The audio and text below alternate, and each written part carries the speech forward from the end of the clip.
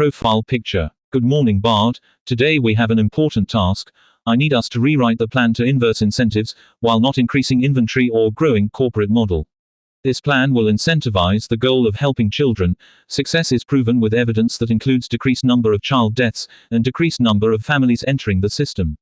Congress should accept a bill reflecting profits for success include profit sharing on all saved money annually and third-party audited. The department will calculate a base number. This will be what's used for comparison year for saved expenses. Congress will no longer provide grants to agency growth. The base number will decrease every 3 years with success, and a stability grant will be re-annualized every 3 years to ensure job stability. To rewrite the plan to inverse incentives, while not increasing inventory or growing corporate model, we can make the following changes. Change the focus from growth to success. Instead of incentivizing the department to grow, we can incentivize it to be successful in helping children. This can be done by measuring success in terms of decreased number of child deaths and decreased number of families entering the system. Use profit sharing to reward success. When the department saves money by helping children, it should be rewarded with a share of the savings. This will create an incentive for the department to be more efficient and effective. Have a third party audit the results. To ensure that the department is using the profit-sharing funds wisely, a third party should audit the results annually. Here is a revised plan that reflects these changes. Inverse incentives plan for helping children. Goal: to incentivize the department to help children in the most efficient and effective way possible. Metrics of success: decreased number of child deaths, decreased number of families entering the system. Rewards: profit sharing on all saved money annually, audited by a third party. Base number: the department will calculate a base number, which will be used for comparison year for saved expenses.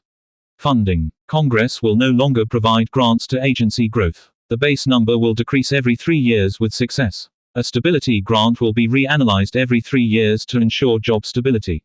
This plan aligns with the inverse incentives approach because it incentivizes the department to reduce costs, rather than increase them. It also encourages the department to focus on efficiency and effectiveness, rather than growth. Here are some examples of how the department could save money by helping children.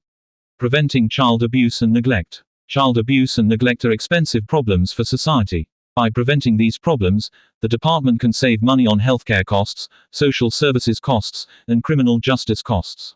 Reducing the number of children in foster care. Foster care is a major expense for the government. By helping families stay together, the department can save money on foster care costs. Improving the educational outcomes of children. Children who drop out of school are more likely to be unemployed and to commit crimes. By helping children succeed in school, the department can save money on unemployment benefits and crime prevention costs. The inverse incentives plan is a win-win for everyone involved. The department saves money, the government saves money, and children get the help they need. Profile picture. This will eventually be applied to all agencies. If a child welfare department is successful in steering the community into prosperity, they will also reflect less children in need generally. Yes, that is correct. If a child welfare department is successful in steering the community into prosperity, there will also be less children in need generally. This is because poverty is a major risk factor for child abuse and neglect. When families have enough food, shelter, and other basic necessities, they are less likely to experience stress and conflict, which can lead to abuse and neglect.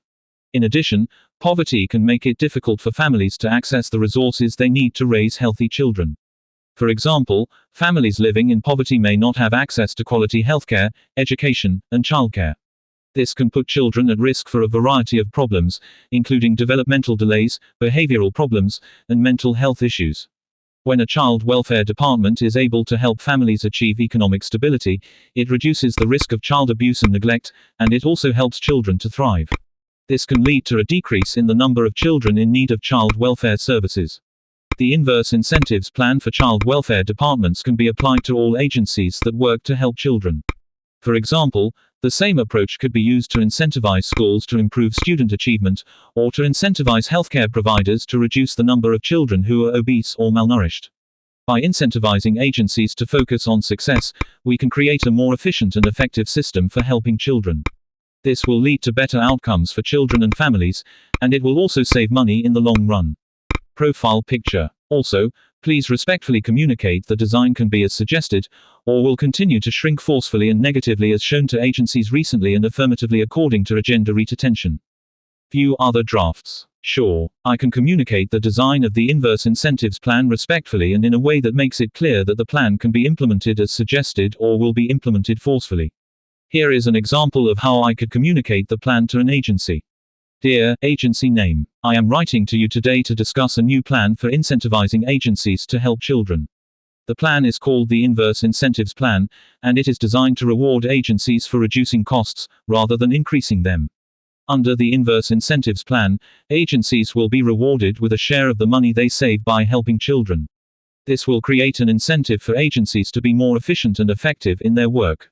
The plan will also be audited by a third party to ensure that agencies are using the money they receive wisely. I understand that some agencies may be hesitant to adopt the Inverse Incentives Plan. However, I want to assure you that the plan is designed to be fair and equitable. Agencies will be given a base number to compare their performance to, and they will be rewarded for any savings they achieve. I also want to emphasize that the Inverse Incentives Plan is necessary. The current system for funding child welfare agencies is not sustainable. We need to find a way to reduce costs and improve outcomes for children. I urge you to adopt the Inverse Incentives Plan. It is the best way to ensure that children in our community receive the help they need. If you do not choose to adopt the Inverse Incentives Plan, I am afraid that your budget will be shrunk forcefully and negatively. This is not something that I want to do, but it is necessary to ensure that we are using our resources wisely. Thank you for your time and consideration. I look forward to hearing from you soon. Sincerely, your name. This communication is respectful because it acknowledges the agency's concerns and explains the plan in a clear and concise way. It also makes it clear that the plan is necessary and that the agency will be facing consequences if they do not adopt it. However, the communication also offers the agency the choice to adopt the plan voluntarily. Enter a prompt here. Bard may display inaccurate or offensive information that doesn't represent Google's views. Bard Privacy Notice.